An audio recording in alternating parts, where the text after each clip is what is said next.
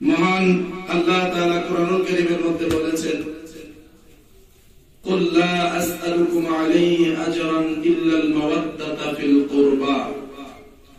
আল্লাহ তাআলা বলেছেন, নবী গো, আপনি জগতের বান্দাদেরকে জানায়া দেন, লা আসআলুকুম, আমি তোমাদের কাছে কিছুই চাই না। বদরের প্রান্তরে কষ্ট করেছি, উহুদের জমিনে কষ্ট করেছি, তায়েফের জমিনে পাথরের আঘাত খেয়েছি, আমি নবীর শরীর মুবারকের রক্ত মুবারক ঝরিয়েছি। এর বিনিময়ে আমার উম্মতের কাছে আমি কিছুই চাই না, ইল্লা, হ্যাঁ, তবে বিনিময়ে একটা জিনিস চাই, মাওয়াদ্দাতা ফিল কুরবা, আমি নবী চাই আমার আহলে বায়াতের মহব্বত। সুবহানাল্লাহ। যদি নবী বিনিময় চাইতেন যে তোমরা আমাকে অর্থ দিবা, টাকা দিবা, পয়সা দিবা, ধন দৌলত দিবা, গোটা পৃথিবীটা যদি নবীর নামে লিখে দেওয়া হতো, এরপরে নবীজির এক ফোঁটা রক্ত মুবারকের দাম হতো না। এখন আপনি কোন পৃথিবী নবীকে দিবেন, যে পৃথিবী বহুত আগেই আল্লাহ নবীকে ওয়াকফ করে দিয়েছেন। নবী বলেছেন, ইন্নামা আনা কাসিমুন ওয়াল্লাহু ইউতি, আল্লাহ হচ্ছে আমার দাতা, আল্লাহ আমারে দেয় যা খুশি, আর আমি নবী যা খুশি বন্টন করি। নবী কয়, তোমাদের কাছে টাকা চাই না, পয়সা চাই না, ধন চাই না, দৌলত চাই না, কোনো কিছুই চাই না, শুধু চাই আমার আহলে বায়াত যারা আছে, আমার নিকটাত্মীয় যারা আছে, আমার পরিবারের মধ্যে যারা আছে, তোমরা তাদেরকে মহব্বত করবা, তাদেরকে কষ্ট দিবা। সেই আহলে বায়াতের মহব্বত আমাদের অন্তরে আছে না নাই?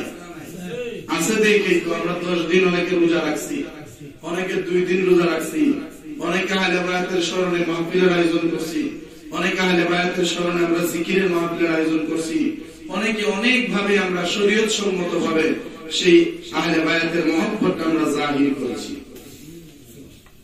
তো সেই আহলে বায়াত কারা? বিগত দিনে অনেকগুলো হাদিস আপনাদেরকে শোনাইছি, আরো অনেক হাদিস বাকি রয়েছে, এর মধ্য থেকে কয়েকটা হাদিস আপনাদেরকে শোনাই। নবী বলেন, কিতাবের নাম হলো তিরমিজি শরীফ, 2য় খণ্ডের 219 নম্বর পৃষ্ঠার 3786 নম্বর হাদিসে কারিমাতে নবী বলেন, তারাকতু ফীকুম আমরাইন মান তাদিল্লু মা তামাসসাকতুম বিহিমা, কিতাবুল্লাহি ওয়া ইতরাতি আহলি বাইতি। সুবহানাল্লাহ। আল্লাহ নবী রাহমাতুল লিল আলামিন বলেন, ও আমার উম্মতেরা, তোমাদের কাছে আমি 2টা জিনিস রেখে যাচ্ছি, আমি নবী ইন্তেকালের পর তোমাদের কাছে কিছুই থাকবে না, তবে 2টা জিনিস তোমাদের জন্য রেখে যাচ্ছি। এই 2টা জিনিসকে যদি মজবুত ভাবে আঁকড়ে ধরে রাখতে পারো, লান তাদিল্লু, তোমাদেরকে কখনো কেউ গোমরা বানাতে পারবে না, তোমাদেরকে কেউ জাহান্নামী বানাতে পারবে না, তোমাদেরকে কেউ হকের পথ থেকে বিচ্যুত করতে পারবে না। নবী গো, সেই 2টা জিনিসের নাম কি? আমার নবী ডাক দিয়া বলেন, কিতাবুল্লাহ, 1 নম্বরে যে জিনিসটা তোমাদের জন্য রেখে যাচ্ছি সেটা হলো আমার আল্লাহর পবিত্র কালামুল্লাহ শরীফ, সেটা আল্লাহর পবিত্র কোরআন। সেই কোরআন তোমাদের জন্য রেখে যাচ্ছি। কোরআনের আদর্শ যদি অনুসরণ করতে পারো, কোরআনের সেই হুকুমগুলি যদি মজবুত ভাবে আঁকড়ে ধরে রাখতে পারো, কেউ তোমাদেরকে গোমরা বানাতে পারবে না। তারপরে আল্লাহ নবী ডাক দেয়া বলে, 2 নম্বরে যে জিনিসটা রেখে যাচ্ছি, আমি 2 নম্বরে রেখে যাচ্ছি স্পষ্ট কোরআন হিসাবে, স্পষ্ট আমি রাসূলের সুন্নাত হিসাবে তোমাদের কাছে রেখে যাচ্ছি আমার আহলে বায়াত, আমার আহলে বায়াত পাক পঞ্জতনকে তোমাদের সামনে রেখে যাচ্ছি। নবী গো, আহলে বায়াতকে রাখার মানেটা কি? আহলে বায়াতকে রাখার কারণটা কি? নবী ডাক দিয়া বলে, কোরআনে যে হুকুমগুলি বর্ণিত হয়েছে, কোরআনে যে আদেশগুলি বর্ণিত হয়েছে, ওই আদেশগুলির প্র্যাকটিক্যাল বাস্তব রূপ যদি তোমরা দেখতে চাও, আমার আহলে বায়াতকে দেখো, কারণ তারা একটা কাজও কোরআনের বিরুদ্ধে গিয়ে করে না। প্র্যাকটিক্যাল যদি কোরআন দেখতে চাও, প্র্যাকটিক্যাল আমি নবীর সুন্নতের উপর যদি আমল করতে চাও, আমার আহলে বায়াতের সুন্নতের উপর আমল করো, আমি নবীর সুন্নতের উপর আমল হয়ে যাবে। তাহলে 2টা জিনিস ধরে রাখার কথা বলেছেন আমাদেরকে। একটা হচ্ছে হচ্ছে কোরআন। এই কোরআন আমাদের কাছে আছে না নাই? এই কোরআনের হুকুম আমাদের কাছে আছে না নাই? মানি কয়জনে? আমরা কোরআনের প্রত্যেক হুকুম কিন্তু মানি না। অনেক হুকুম আছে আমরা তুলি মেরে ফেলে দেই, এটা কোনো করতে নেই। আবার অনেক হুকুম এমন কঠিন ভাবে ধরি যেটা কেউই করতে দেয় না। যেমন আল্লাহ শুকর খাওয়া হারাম করছেন, আমরা কেউ পারতে শুকর খাই না। মদ খাওয়া হারাম করছেন, আমরা অনেকে খাই, অনেকে খাই না। অঞ্চেবেলা মদ খায় এর নিয়ে যদি শুকরের গুস্ত দেন খাইতো না, কবে এটা হারাম। তুই যতদিন মদ খাইলে এটা কি হালাল আছে? এটাও তো হারাম আছে। তুমি শুকরের গুস্ত খাইতারো না কিন্তু মদ খাইতারো, তাহলে কি বোঝা গেল? কোরআনের অর্ধেক হুকুম মানি, অর্ধেক হুকুম মানি না। তো পরিপূর্ণ না মানলে তার নিমানদার না। হিন্দুরা পর্যন্ত কোরআনের অর্ধেক মানে, অর্ধেক মানে। অনেক হুকুম কোরআনের তারা মানে। তো আমরা মুসলমান হয়ে যদি অর্ধেক মানি আর অর্ধেক না মানি, তাহলে অবস্থাটা আমাদের কি হবে? এই জন্য পরিপূর্ণ ভাবে আমাদেরকে কোরআন অনুসরণ করতে হবে, পরিপূর্ণ ভাবে আমাদেরকে কোরআন মানতে হবে। বাবারা আমার, এরপর আল্লাহ নবী রাহমাতুল লিল আলামিন অন্য হাদিসে বলেন যে আমি তোমাদেরকে,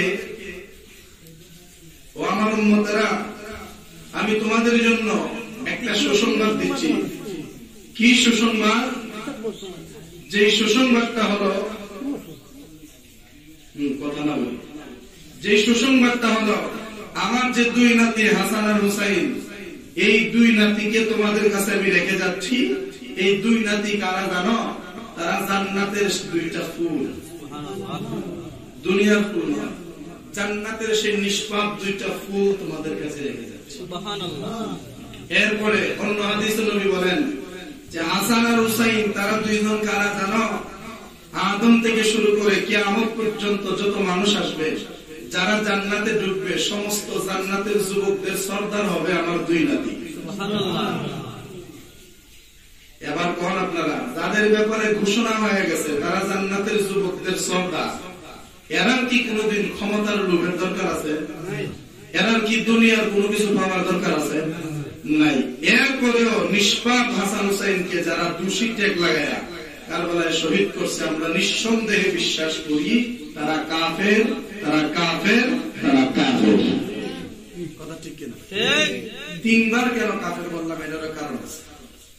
আমার মতোই হুজুর ইন্টারনেটটা খুললে পাওয়া যায় ইয়াজিদে কাফের গতি গিয়া তারা খুব কষ্ট লাগে।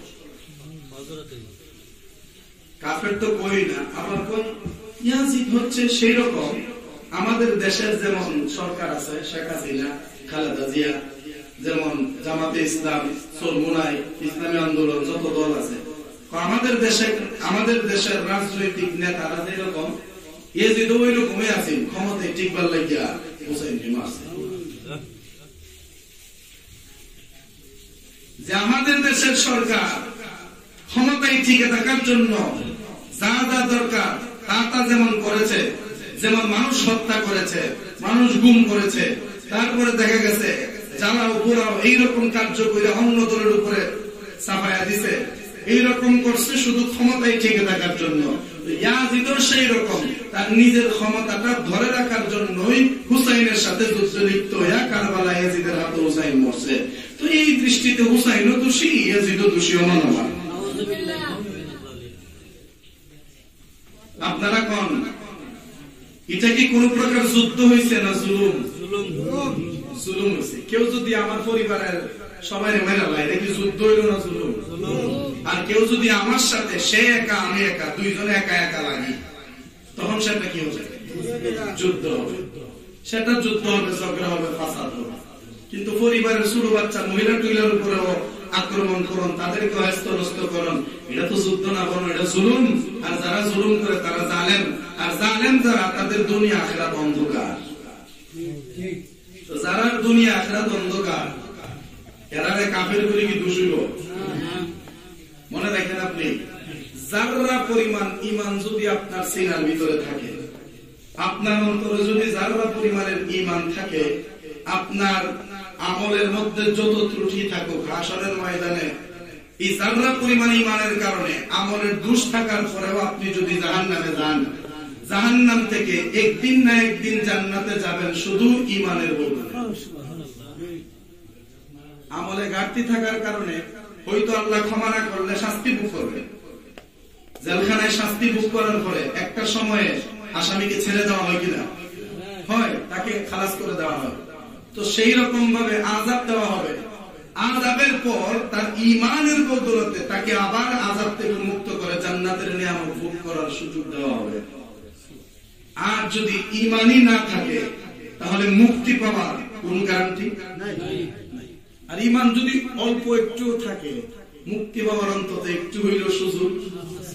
হয়তো আমি 500 বছর শান্তি পাইবার একটা চেষ্টা করছিলাম জান্নাতে, কিন্তু আমার ঈমান আমলের কারণে আমি শুধুমাত্র 5 মিনিটের জন্য হইলেও জান্নাতের নিয়ামত ভোগ করব।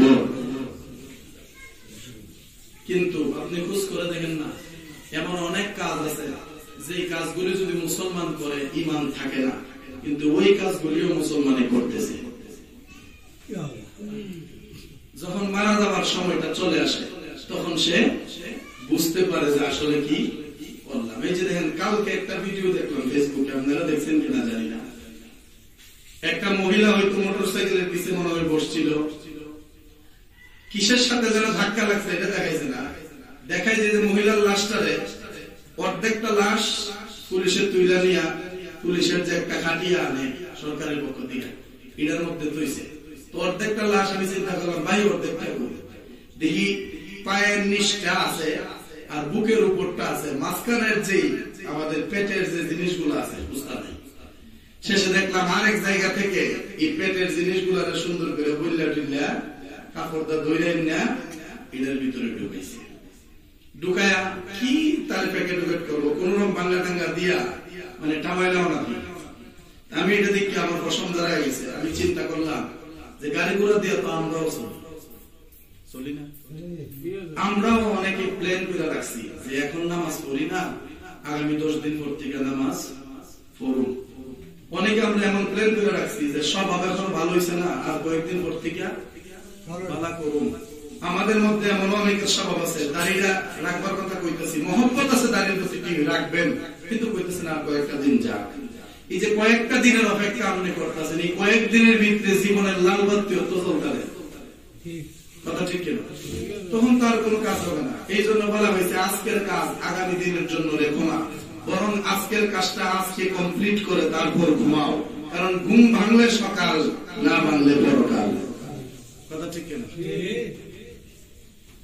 নবী বলছেন দিনে 1000 সওয়াব করা তোমার কোনো দরকার নেই। প্রতিদিন তুমি সওয়াব কামায় বস্তা ভরে লেবা, দরকার নাই। তুমি কি করো, সারাদিনের ভিতরে 24 ঘন্টায় শুধু একটা নেক করো। কয়টা? একটা নেকি করো, তবে সাবধান একটা গুনাহ যেন না হয়। 24 ঘন্টার ভিতরে একটা গুনাহ করো না, কিন্তু অন্তত একটা নেক করে গুনাহ দেবে, তোমার আর কিছু দরকার নেই। এই একটা নেকের কারণে তুমি জান্নাতে যাবে।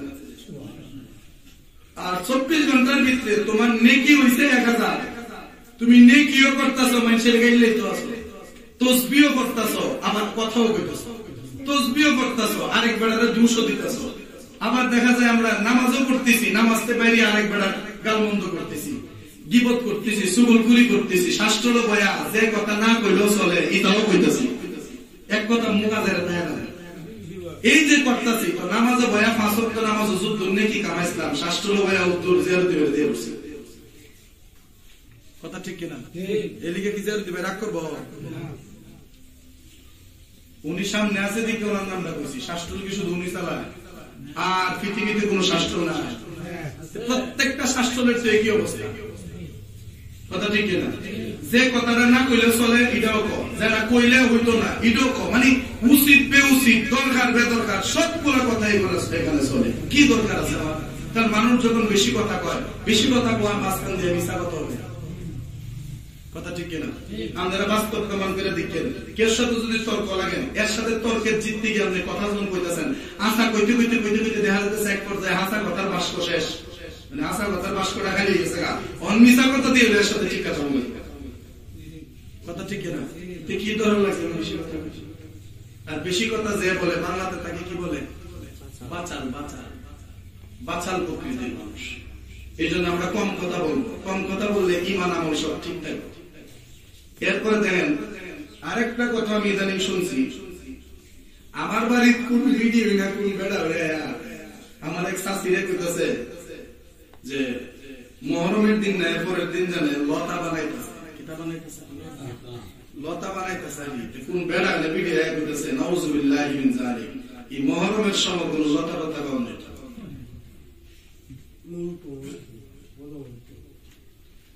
এই কথা করবে আমরা এমন ভাবে গুরুত্ব দেই, ইমামের কথা গুরুত্ব দিই। আমি মেহরাবনাথ খারি আমি কইছি আমার অভিজ্ঞতায় আমি যা বুঝলাম, ইমাম সাহেব যদি 1000 বার মিম্বর চিল্লায় একটা মাসলা আন্দারা কয়, আর এই মাসলাটা যদি কোন ফরিহা ভিক্ষা করতে উল্টাটা কয়, এই উল্টাটাই মানতে রাজি। ফহিরে কইছে ও ফহির আমি কই নবী যা কয় তা করো না, নবী যা কয় তা করো না, কই পাইলা হে মাতো তুমি বুঝলাম না ফকিরি, আমি বুঝলাম না ফকিরি, মানো না পায় হাদিস কুরআন আল্লাহ রাসূলের বিধান, খায়া পঞ্চরসের পাছন পেট কইরা সবারি। কথা ঠিক নেই? জুম্মা তো আর এগুলা কোয়া যেত না, খালি একটু আন্দাজ দিলাম। হাদিস কুরআন নামের না কি এর বহিরি ফকির কে ছিল জানেন?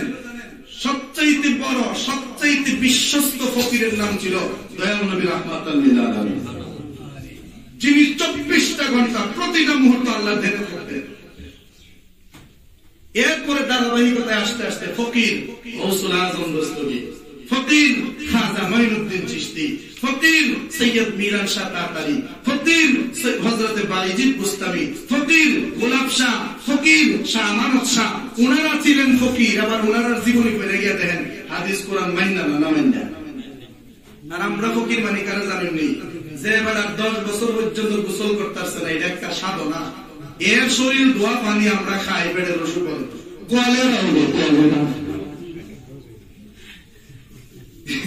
এর যদি 10 বছর পর্যন্ত গোসল না করে, এর গোপন জায়গা খেয়ে ধুইছে মনে হয় রুচি প্রাণী কেমন করে গোসল ছাড়া খেয়ে কই। এরপরে শুনেন আমার সাথে যারা করছে, যেহেতু আমার নিজের এলাকা নিজের মানুষ, এই জন্য বাস্তব কথা কইতে তো আমার দম নাই, ভয় নাই, কোন চিন্তা হয়। মহরমের 9 তারিখ আর 10 তারিখ আমরা 2 দিন রোজা রাখছি না? অনেকে রাখছি কিনা? ফরজ, এটা ওয়াজিব, হ্যাঁ এটা তো নফল একটা রোজা। কেউ যদি রাখে সওয়াব হবে, কেউ যদি না রাখে গুনাহ হবে না। তো 9 তারিখ আর 10 তারিখ 2 দিন রোজা রাখতে হবে। শুধু 10 তারিখ রাখার কোন বিধান নাই, কিন্তু 11 তারিখও রাখা যাবে, 12 তারিখও রাখা যাবে, 13 তারিখও রাখা যাবে, 14 থেকে করে 30 পর্যন্ত প্রতিটা দিন রোজা রাখা যাবে। কিন্তু দেখা গেল 10 তারিখ আর 11 তারিখ যারা রোজা রাখছে, 11 তারিখ যারা মুখ রোজা দেখছে কাফেরের মা রাখছে।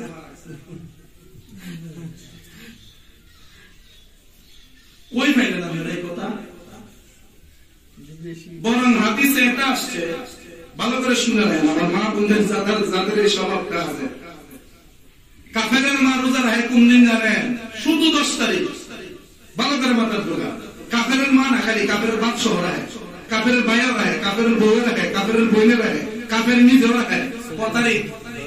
শুধু শুধু 10 তারিখ। আগে পিছিয়ে বুঝতা নাই, শুধু 10 তারিখ। শুধু 10 তারিখ যারা রোজা রাখবে, এটা কাফেরের সাথে মিল হবে। তার উচিত হবে হয়তো 9 তারিখ একটা রোজা রাখবে, 10 তারিখ রাখবে, নতুবা 10 তারিখ একটা রাখছে 9 তারিখ রাখতে পারে নাই, সে 11 তারিখে রাখবে, জোড়া মিলাইবে। কি মিলাইবে? এরপরেও দেখা গেছে আমি ইমাম সাহেব পর্যন্ত বুঝাই দিয়েছে এটা কাফেরের মা রাখে। আমি করি, আমি তো কোরআন হাদিস পড়ে আজু দূরে পড়ছি, এর ভিতরে তো পাইলাম না। তখন কইতে সারি না, আমরা পূর্ব যুগ থেকে করেছি। তো পূর্ব যুগ আগে না কোরআন হাদিস আগে? কিছু কুসংস্কার এগুলো আমাদের ভাঙার দরকার। এগুলোর সাথে ইমান জড়িত, কিন্তু এগুলোর সাথে আমাদের ইমান আমল জড়িত, নষ্ট হয়ে যাবে ইমান। আপনি একটা মাসালা সঠিকভাবে জানেন, এটা আরেকজনকে জানাইলে সে ওই মাসালার উপর আমল করার কারণে যতদূর সওয়াব পাবে, খোদার কসম সেই মেথডের সওয়াব আপনাকে আল্লাহ দিবে। আর যদি একটা মাসালা সঠিক আপনি জানেন না, আন্দাজের উপরে, কিসের উপরে? আন্দাজের উপরে, এবং মানুষ বলে এটার উপরে, এবং পূর্ব যুগের মানুষ থেকে উন্নয়সি এটার উপরে, কোরআন হাদিসের সাথে সম্পর্ক নাই। ওই আন্দাজের উপরে যদি মাসালার একটা সমাধান দেন, যদি একটা ভুল হয়, এই প্রত্যেকটা ভুলের জন্য আপনার আমলনামায় গুনাহ লেখা হবে। আপনি যে আন্দাজে একটা মাসলা কয়ে নেবেন, উদ্দুর পারেন না যে ভাই মাসলাটা আমি বুঝতেছি না, তবে পূর্ব যুগের মুরব্বীরা এটা কইতো, উত্তর সত্য না মিথ্যা আমরা তার মুরব্বীরা পাইছি না, আমরা উনতুনতেই পর্যন্ত আইছি। তো আসান আমি চাইলে আপনারই বলা জানে, হুজুররা বলা জানে, পিসাবরা এটা বলা করে, মানে এরা যেহেতু কোরআন হাদিস গাড়ে, কথা ঠিক কিনা? এখন যদি কন যে পীর সাহেবের থেকে আমি বেশি বুঝি, আমার কথা বাদ দিলাম, আমি তো আমাদের সবার ছোট, তো আমার কথা বাদ দিলাম, তো আমার মতো ইমাম, আমার উস্তাদরা যারা আছে এদের চাইতে তো আমরা কম জানি, কথা ঠিক কিনা? তাহলে আমাদের উচিত কি? একজন সত্যিকারের আদবওয়ালা মুসলমানের উচিত হলো যেটা জানি না এটা জানলেওয়ালার ঘাড়ে ছেড়ে দেওয়া, জানলেওয়ালার ঘাড়ে ছেড়ে দেওয়া। আপনারা যে জিনিসটা জানেন না ছাড়বেন আমার ঘাড়ে, মানে আমার যে সব জানা থাকবে এরকম তো না। আমার যে জিনিসটা জানা নাই আমি ছাড়বো আমার উস্তাদের ঘাড়ে, কথা ঠিক কিনা? এইরকম ভাবে আপনারা মূল রসুল পর্যন্ত গিয়ে এটার সমাধান বের হয়ে আসবে। এছাড়া এর বহির্ভূত আমরা যত কাজ করবো এটার জন্য আমাদের আল্লাহর কাছে জবাব দিতে হবে। বাবা যাকে দিকসাথে গেলাম না, তাহলে আবার আপনারা কোন মহরমের 11 তারিখ আশুরার পরের দিন, বাংলা কথায় মঞ্জিলের পরের দিন রোজা রাখা যাইবনি? যেরকম যাইবনি? কাফেরের মা কত তারিখ রোজা রাখে? শুধু 10 তারিখ। আবার 10 তারিখ তো আমরাও রাখি, আমরাও কাফেরের মাস লেগেছি না, শুধু 10 আগে দিচ্ছে বুঝতে না লাগাইলে তাহলে সেটা কাফেরের সাথে মিল হবে। আর যদি 9 তারিখ 10 তারিখ বা 10 তারিখ 11 তারিখ রাখি তাহলে সেটা সুন্নত হবে, নফল হবে, কথা ঠিক না বেঠিক? একটু দুরূদ শরীফ পড়েন, আল্লাহুম্মা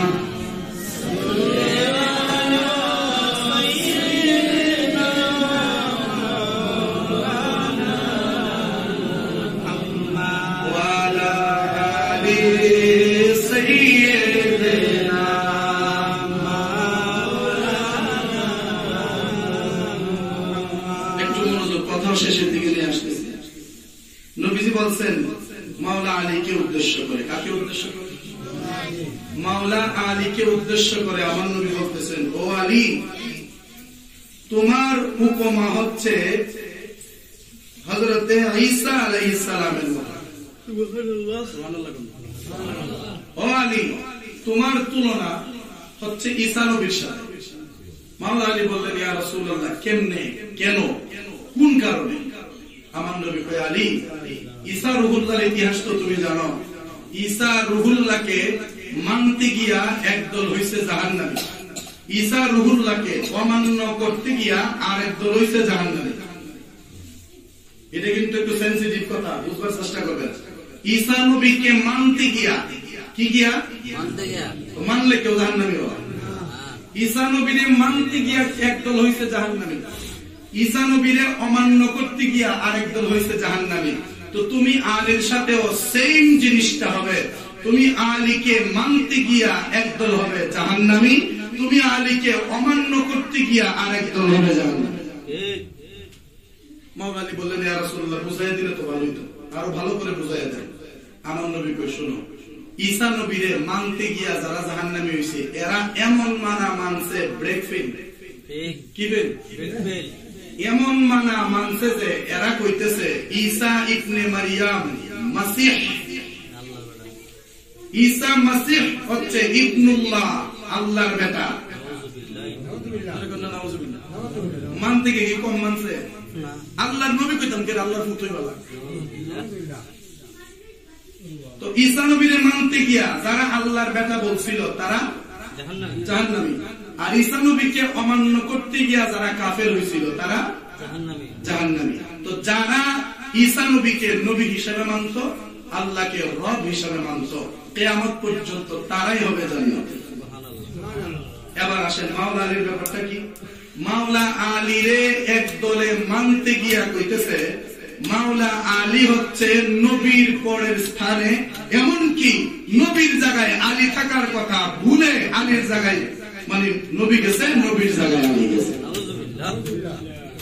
বেশি তো মানছে, কম মানছে, বেশি মানতে গিয়ে কইতেছে আলী যে জায়গায় আছে, যে পজিশনে আছে, এই পজিশনে মোহাম্মদ থাকার কথা, আর মোহাম্মদ হন নবী যে পজিশনে আছে, এই পজিশনে আলী থাকার কথা। জিবরাইল ভুল করছে। এটা কি আলীর বিরুদ্ধে গিয়া কইছে না হককে? হককে কইতে গিয়া গাড়ি ব্রেক ফেল করছে, মানে বেশি কইতে কইতে তোর নবী উঠে গেছে। এই জন্য এই দলটা শিয়া। এরা কি শিয়া, জাহান্নামী।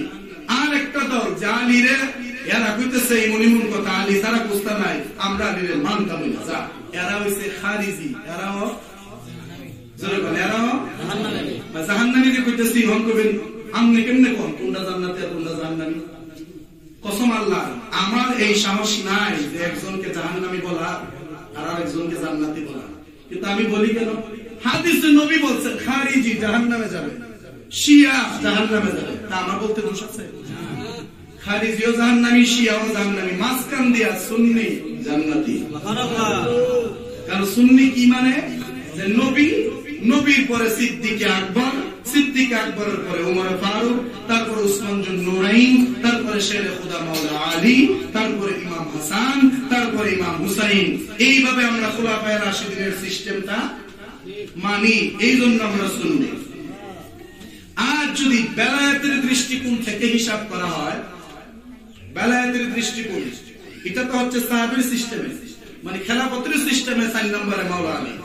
আর যদি নবীজির সেই বেলায়েতের দিক দিয়ে বিবেচনা করা হয়, তাহলে মান কুনতু মাওলাহু ফাহাযা আলিয়্যুন মাওলা। নবী এই ঘোষণা কারো ব্যাপারে দেয় নাই, শুধু আলীর ব্যাপারে দিয়েছেন, আমি নবী যার মাওলা, আমার আলীও তার মাওলা। সুবহানাল্লাহ। এটা হচ্ছে বেলায়েতের দৃষ্টিকোণ থেকে হিসাব করলে নবীর পরে জিনার কাছে বেলায়েত, তিনি হচ্ছে মাওলা আলী। সুবহানাল্লাহ। আর খেলাফতের দিক যদি বিবেচনা করেন, 4 নম্বরে হচ্ছে মাওলা আলী। আলী এতে কি ইজ্জত কমে আছে? না না, এরা মনে করে ইজ্জত কমে যায়। এখন যদি কোন যে আবু বকর সিদ্দিক তাই গেলে 1 নম্বর হইল, তাইদের ব্যাপারে নবী কি কইছে? নবী কি কইছে? যে আবু বকর সিদ্দিক আমার এমন এক বিশ্বস্ত, যে আবু বকর হবে আমার রওজার সাথী, আমার জান্নাতের সাথী। সুবহানাল্লাহ। আমার সবচেয়ে প্রিয় বন্ধু হচ্ছে আমার আবু বকর। এই ঘোষণা আবু বকরের ব্যাপারে। তো এটা কি ভুল হাদিস না সঠিক হাদিস? তাহলে এটাও ঠিক। উমরের ব্যাপারে বলছেন লাউকানা বা'দা উমর, আমি নবীর পরে যদি আর কোন নবী আসতো সেটা উমর হইতো। তাহলে উমরের ব্যাপারেও এরকম সহিহ হাদিস আছে। উসমান জুন নুরাইনের ব্যাপারে নবী বলছেন, আমার যদি আরো কোন মেয়ে থাকতো এটাও উসমানের কাছে বিয়া দিতাম, কারণ উসমানের মতো জামাই জগতে নাই। তার মানে উসমানের নবীজি মানতেন বলতে ভালোবাসতেন, কথা ঠিক কিনা? তাহলে আবু বকরের নবী ভালোবাসতেন, উমরের নবী ভালোবাসতেন, উসমানকে নবী ভালোবাসতেন। আলীর ব্যাপারে নবী বলছেন, আমি যার মাওলা আলী তার মাওলা। 4 জনের ব্যাপারে তো আলাদা আলাদা ঘোষণা আছে, তো 60 জনের মধ্যে 3 জন বাদ দিয়ে আলীর এলাম গেলেন, কথা ঠিক কিনা? এই জন্য তারা বাদে। এবার আসেন বাবা, মাওলা আলী কাররামাল্লাহু ওয়াজহাহু, ইনার আলাদা একটা বিশেষত্ব আছে। কি? উনি পাক পাঞ্জাতনের সদস্য। যে পাক পাঞ্জাতনের সদস্য সিদ্দিক আকবর না, কথা ঠিক কিনা? পাক পাঞ্জাতনের সদস্য, এই হিসাবে ওনার আলাদা মর্যাদা, এটা আলাদা। কিন্তু কাউরে মাইনাস করে তো কাউরে সম্মান দেওয়া যায় না, কথা ঠিক কিনা? আচ্ছা ধরেন একটা কথার কথা, আমি হইলাম একটা কমিটির সেক্রেটারি, তো আমি সেক্রেটারি, তো পরবর্তী কাউন্সিলে আমার পদটা কি হওয়া জরুরি? আমাকে যদি সম্মান দেওয়া হয় তাহলে আমার পদটা কি হতে হবে? সভাপতি। সংগঠনের সিস্টেম হয়তো অনেকে বুঝেন না। যারা সাংগঠনিক, পরবর্তী কাউন্সিলে তারা হবে সাধারণ সম্পাদক। এরপরে যারা সাধারণ সম্পাদক তারা পরবর্তী কাউন্সিলে হবে সভাপতি। আর যারা সভাপতি ছিলেন তারা পরবর্তী কাউন্সিলে হবে উপদেষ্টা, মানে মুরব্বী। এটা হচ্ছে সিস্টেম। তো এখন যদি কন যে আপনি সাধারণ সম্পাদক আছিলেন, আপনারা সভাপতির পদ কেমনে দিয়ে যাচ্ছে, বা আপনার নামটা কাটিয়ে দিই, এটা কি সম্মান? জানলে তো দেওয়া যাইতো না সভাপতি, আপনার সাথে যোগ্যতা সম্পন্ন আছে বা আপনি যোগ্য, কিন্তু যিনি সভাপতি আছেন ওনারই দেওয়ার দরকার, আপনারা তো দিতে পারতেছি না। তো সাধারণ সম্পাদকের টাকাটাও দেখা যাচ্ছে বেমানান, 1 পদে 2 বার, এই জন্য আমাদের মাইনাসই করে দিই। এটা কি সম্মান বাড়লো না কমলো? তার মানে মাইনাস করে কখনো সম্মান বাড়ানো যায় না, বরং পদ থেকে আরেক পদে উঠার নামই হচ্ছে সম্মান বা ইজ্জত। তো মাওলা আলী, সিদ্দিক আকবর, উমর, উসমান তারা সবাইরে মানার মাধ্যমে মাওলা আলীর ইজ্জত। কথা ঠিক কিনা? কেউ অমান্য করলে আলীর ইজ্জত থাকে না, হাসান হোসেনের ইজ্জত থাকে না। বাবারা আমার, আল্লাহর নবী রাহমাতাল লিল আলামিন, তিনি হচ্ছে আমাদের জন্য মডেল, আমাদের জন্য আদর্শ, যাকে আমরা অনুসরণ করব। এরপর দেখেন এই হাদিসটা বলে এই কথা শেষ। হযরত যায়েদ ইবনে আরকাম রাদিয়াল্লাহু তাআলা থেকে বর্ণিত, নবীজি ইরশাদ করেছেন, নিশ্চয়ই দয়ার নবীজি আলী, ফাতেমা, হাসান হোসেন সম্পর্কে ইরশাদ করেছেন যে আনা হারবুল লিমান হারাবাহুম, আনা হারবুল লিমান হারাবাহুম, তাদের সাথে যারা শত্রুতা করবে আমি নবীও তাদের সাথে শত্রুতা করব। আনা সালমুন লিমান সালামাহুম, যারা তাদেরকে শান্তিতে থাকতে দেবে আমি নবীও তাদের শান্তির জন্য দোয়া করব। সুবহানাল্লাহ। মানে এক কথায় হাসান হুসাইনের সাথে শত্রুতা, আমি নবীর সাথে শত্রুতা। হাসান হুসাইনকে মহব্বত করা, আমি নবীকে মহব্বত করা। এবার বল, রাসূলের সাথে যে ইয়াজিদের শত্রুতা হয়েছে, ইয়াজিদকে কি আমরা মুসলমান হিসেবে কখনো মানে মুমিন কইতারি না, জান্নাতি কইতারি না? কাফের ছাড়া বুঝতে আমরা মুক্তা পারি তো? কথা ঠিক কিনা? কাফের ছাড়া কিছু মুক্তা পারিব না। তো ইয়াজিদকে কাফের বলা কিছু মোল্লার কপালে জুতার বাড়ি। কথা ঠিক কিনা? আমরা ইয়াজিদরে কাফের বলা মানে কিছু মৌলবীর কপালে জুতার বাড়ি। জুতার বাড়ির চার বড় উস্তাদ দিতে তো এটা দিলাম, কারণ তোরা ইয়াজিদের প্রতি এত ফিরিত কেড়ে, ইয়াজিদের প্রতি এত ভালোবাসা কেড়ে, তোরা ফুতের নাম তো ইয়াজিদ রাখছো মুসাই। কথা ঠিক কিনা? তোরা নামরা কি প্রমাণ করে দিছো ইয়াজিদ দোষী, হুসাইন নির্দোষ? কথা ঠিক কিনা? তাইলে ইয়াজিদের প্রতি এত প্রীতি কেড়ে, এত ভালোবাসা কেড়ে? এর একটাই মাত্র কারণ, রিয়াল। কি রিয়াল? রিয়াল তো রিয়াল আসে কোন দেশ থেকে? সৌদি থেকে। এখন আমি সৌদির সাথে তুলনা করলাম, কারণ সৌদির শায়েখ যারা আছেন, সৌদির মুরব্বী যারা আছেন, আমি আমার আগেও কইছি, এরা সবাই হচ্ছে সরাসরি ইয়াজিদের দালাল। আমার সৌদি থেকে আমার এক ভাই মোবাইলে একটা স্ক্রিনশট পাঠাইছে, দিয়ে বলতেছে সোহেল, আমরা বাংলাদেশে তো কোনো ইয়াজিদ নাই, কিন্তু ওই দেখো সৌদিতে আমি কয়েকটা ইয়াজিদের নাম দিয়েছি। সুন্দর করে আমার স্ক্রিনশট দিয়ে পাঠাই দিয়েছে, লেহা ইয়াজিদ ইবনে কি জানে, ইয়াজিদ ইবনে ইয়াজা ইয়াদাল ইয়াজিদ। আমি কইলাম মহান আপনি বুঝলেন, এতদিন যে আমরা কইতাম সৌদি ইয়াজিদের দালাল, এটার প্রমাণ আপনি বিদেশ গিয়া পাইছেন কি?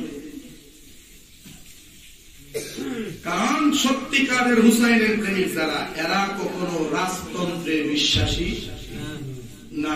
রাজতন্ত্র মানে রাজা আসিন বালা, রাজার ভূত মত খুলে ওই রাজা। রাজা আসিন ভালো, কিন্তু রাজতন্ত্রের সিস্টেম হলো রাজার পরে রাজার ফুট। রাজার ফুট যদি জেনাও করে, এও আমরা রাজা। রাজার ফুট যদি বেবিচারও করে, এ আমরা রাজা। রাজার ফুট যদি বদচরিত্রের হয়, এরই রাজা মানা লাগবে, এর নাম রাজতন্ত্র। আর তথাকথিত গণতন্ত্র, এই গণতন্ত্রের ঠাঁই ও ইসলামে নাই। বুঝার চেষ্টা করেন, গণতন্ত্রের ঠাঁই ও ইসলামে নাই। ইসলামে আছে একটাই মাত্র জিনিস, যেটার নাম হচ্ছে খেলাফত। যার নাম কি? খেলাফত। নবীর খেলাফত পেয়েছেন আবু বকর, আবু বকর সিদ্দিকের খেলাফত পেয়েছেন উমর ফারুক, উমর ফারুকের খেলাফত উসমান জুন নুরাইন, উসমান জুন নুরাইনের খেলাফত মাওলা আলী, মাওলা আলীর খেলাফত ইমাম হাসান, ইমাম হাসানের খেলাফত পাওয়ার কথা ছিল ইমাম হুসাইন, কিন্তু ইমাম হাসান ঝগড়া ফাসাদ হবে না, ঝগড়া ফাসাদ যেন না হয় ওই কথা চিন্তা করে আমির মুয়াবিয়ার কাছে হস্তান্তর করেছেন। ইমাম হাসান 6 মাস ক্ষমতায় ছিলেন। 6 মাস। উনি 6 মাস দেশ শাসন করার পরে আমিরে মুয়াবিয়া রাদিয়াল্লাহু তাআলা আনহুর সাথে আপোষ করে তিনি আমিরে মুয়াবিয়ার কাছে ক্ষমতা হস্তান্তর করে দিয়ে বললেন, আপনি সুন্দর করে দেশ চালান, আমার এতটা প্রয়োজন নাই, নবীর আওলাদ এগুলোর জন্য পাগল না। আমিরে মুয়াবিয়া সুন্দর করে দেশ চালাইছেন, কিন্তু উনি ইন্তেকালের আগে লাগাইছেন ফেস কি?